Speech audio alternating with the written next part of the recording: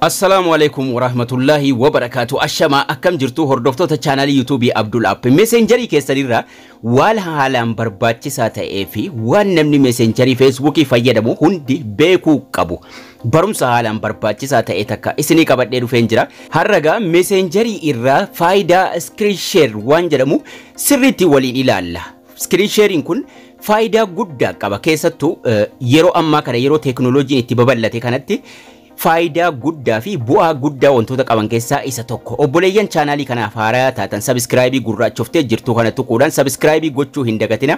Akkasuma beelii achitti isinii ba'uurra tuquudhaan ol ka jedhu ka jalqabaarra erga keessanii booda laayikiin sakandii xiqqoo isinitti fudhata. Laayikii gochuudhaan akkasuma hiriyoota keessanii sheeriif gochuudhaan na waliin turaa isiniin jecha. Messenger irraa eegan har'a faayidaa sheerii screen share waan jedhamu waliin ilaalla. Faayidaa guddaa fi bu'aa guddaa kan qaban keessaa isa tokkodha. Wanni bilbila irraa isin rakkise martinuu amma furmaata argataa jechuudha. Messenger irra seenne wanni nuti waliin ilaallu nama waliin dubbataa keessattuu waan isin rakkise furmaata isaa salphaatti argachuu dandeessu. Nama waliin dubbataa nama beekuu irraa akka inni waan ta'e isinitti agarsiisu salphaadhumatti iskiriinii keessan share gochuudhaan waliin ilaaluu dandeessu. Innis bakka isin irraa tuutan salphaatti akka waan moobaayila keessan harkatti qabee fayyadamaa jirutti eeyyama keessaniin iskiriinii keessan isin waliin ilaalaa bakka isin tuutan isinitti agarsiisa. Wantoota adda addaa bilbila keessanirra namni isinirra waa beeku yookaan immoo namni isin akka isiniif sirreessu barbaadan iskiriinii keessan share gochuudhaan isin gargaaruu danda'a jechuudha. Nama tokkotti bilbilee waliin haa ilaalu viidiyoo koolii yookaan voice koolii waan barbaanne sagaleedhuma ka jedhu kanaan ka jalqabaatiin haa bilbilu.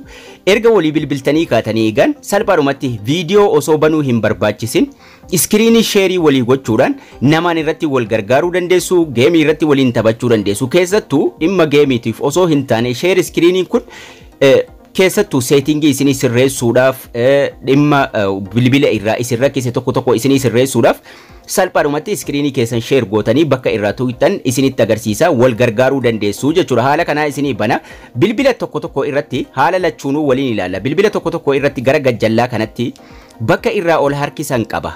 Screen share gochuudhaaf jechuudha. Akka namni iskiriinii keessan ilaalaa waa irraa isin gargaaru yoo barbaadan jechuudha.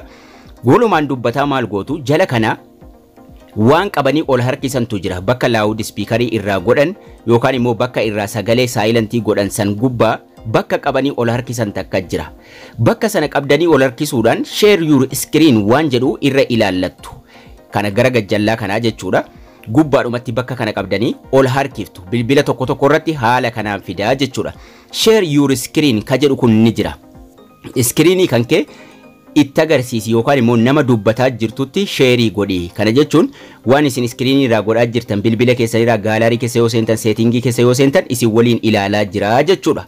Kanaafuu share your screen isii jettu kanarra tuquudhaan gara fuula duraa deemtu jechuudha. Share your screen kana yeroo tuutan start isinii fida. Start now ka jedhu tuquudhaan minimize call fi stop jira. Minimize call gochuudhaan bakka isin seentan mara namni sun ni ilaalaa jechuudha. Ilaalaa bakka kana tuqi bakka sana tuqi jechuudhaan irratti isin gargaaruu danda'a jechuudha. Minimize call ka jedhu tuqxu sanaan booda bilbila keessanirraa bakka feetan yoo seentan namni sun waan isin agarsiisaa jirtan sana guutummaan guututti isin waliin ilaala waan bilbila keessanirra jiru jechuudha. Yeroo dhaabuu barbaadanis stop gochuudhumaan dhaabdu jechuudha yookaan immoo bilbiluma irraa cufattu ni dhaabataa jechuudha. So haala kanaan bilbila akkasii irratti wal gargaaruu dandeessu jechuudha. Bilbila garii irratti immoo haala sana waan ola taa'amu yookaan waan gubbaatti ol harkifamu hin fidu. Jala kana waliin dubbata. Mallattoolee jiran keessaa mallattoo sadaffaarra mallattoo viidiyootiif mallattoo footoo tokkotu ba'a. Mallattoo sanarra tuqattu. Mallattoo sadaffaarra jiru kana yeroo isin tuutan waan adda addaa jalatti isiniif fida. Share jedhee lammaffaarra jira. Watch together video waliin daawwachuu fi share ka jedhu kun ni jira.